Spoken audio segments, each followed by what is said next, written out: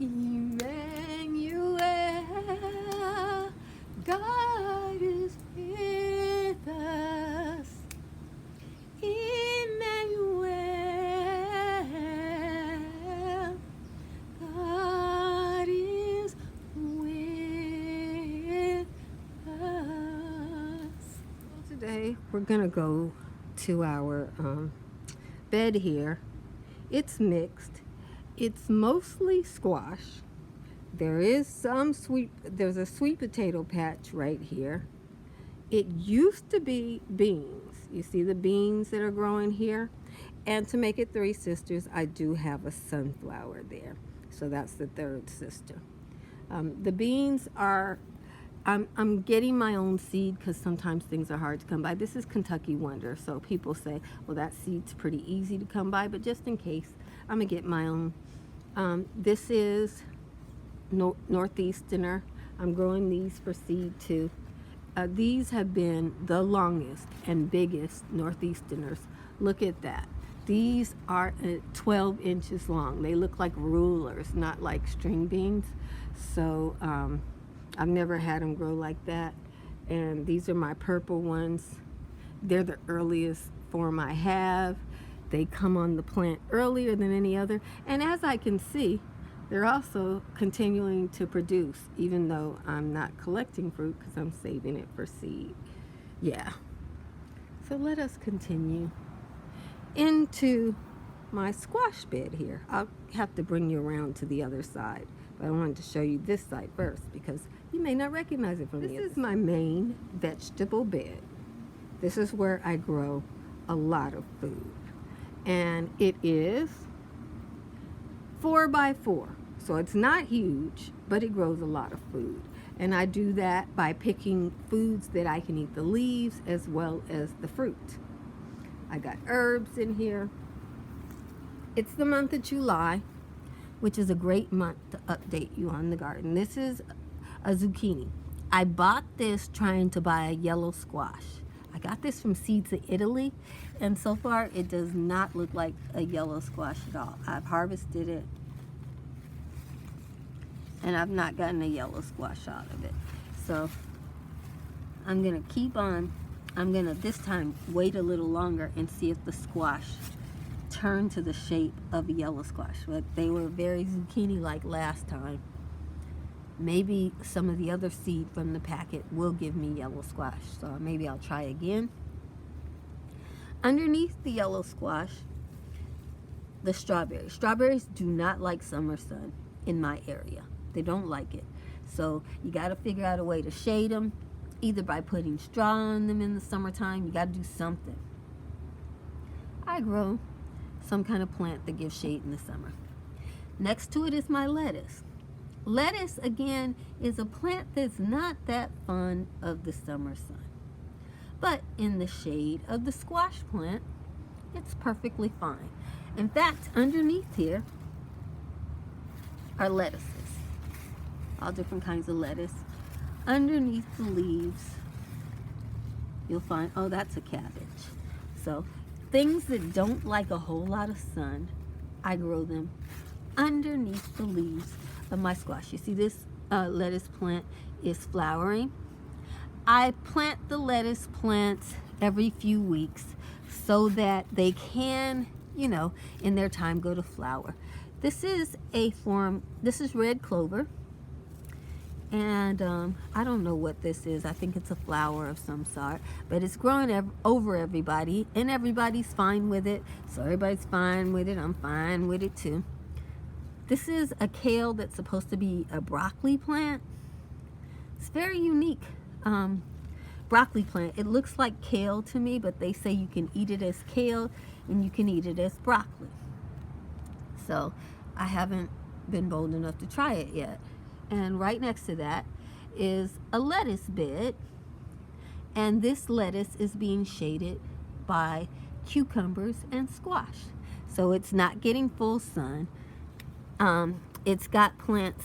Let me see. I'm trying to make sure I don't run over anything. This used to be a walkway up until this month. And it was about a 1-foot walkway in the center. But it's getting filled out. the sweet potatoes are flowering. That yellow flower in there is a cucumber flower. And these are the lettuces that are growing in the shade of everything else. So I just harvested. That kind of opened them up for now.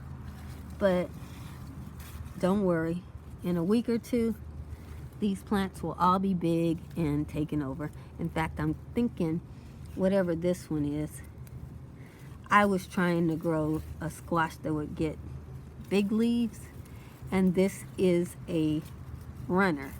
So I'm gonna make sure it runs over here to cover up this lettuce some, you know. We'll see what we get out of this one. I have no idea. I have no idea what this is. Because I was growing over here all these upright squash plants. And underneath them is my winter salads and cabbages and such. Which, as you can see, here's a cabbage that's getting quite large underneath there. That's a cabbage. I'm going to plant another one of those. I just planted this cabbage like a couple of weeks ago, and I plant them as little tiny things, and that one's gotten so big. I'm going to put another cabbage over here, because maybe in the shade cabbages can get big in the summer. I don't know, because I usually plant them in the fall and they take forever. The strawberries are underneath here. I'm just giving you some ideas about how to do a small space. You know, you think, oh, I plant my fall garden in this time because it can't take sun. What's to stop you from planting your fall garden underneath your summer garden? So then your summer garden provides the shade for your fall garden. Every year I take straw and cover my strawberries. Well, this year, the squash are supposed to do it. Now, this one messed me up because this one was supposed to get to be a really tall squash and provide shade for all these lettuces that are growing underneath it. But it actually is growing as a vine. So I'm going to have to train it to grow around the lettuces. But, you know, some lettuces have found the shade. Like underneath there, there's a lettuce growing in the shade. And I'm thinking, you know, great. And when they go to seed, no biggie. Because as soon as the fall rains come, or the winter rains come, those seed will give me a no-work salad garden. And you see, that salad garden's pretty nice underneath there. You see it? The earliest ones are already at seed. And then you have these that are just getting started. Love and Life. This is a parsnip. I don't want parsnips there this year, but one parsnip probably isn't going to bother me too much. I'll see. If it gets to be troublesome, I'll just pull it out and eat it, because I need shade for my salads to grow underneath my winter garden. Now it's just, I am turning literally in a circle. See where my feet are? Literally, I'm just turning in a circle. There is the cucumber, which I am now training. This is a Japanese cucumber, which I am now training to grow towards the lemon tree. Because lemon trees don't like full sun. So this one decided to grow the wrong direction. So I'm now training it. So as soon as it gets to the bean poles, which have beans on them, but you know, their time is almost up, because I'm letting them go to seed. Then the cucumber, oh, this one didn't get pollinated, but I know some will. Yeah. So then the cucumber will take over. We got some nasturtiums, and this is basil. Underneath there you see another lettuce growing in the shade of the basil. Same with the nasturtiums. Nasturtiums don't take full sun in my area. And this should be on its last leg, but I guess it's getting enough shade to where it's hanging out a little bit longer. But this is growing for seed too. This is my fava beans. This is a winter crop for me. And those seed will be placed in the ground, harvested, whatever the animals don't eat, placed in the ground, and they will provide a harvest for me next year.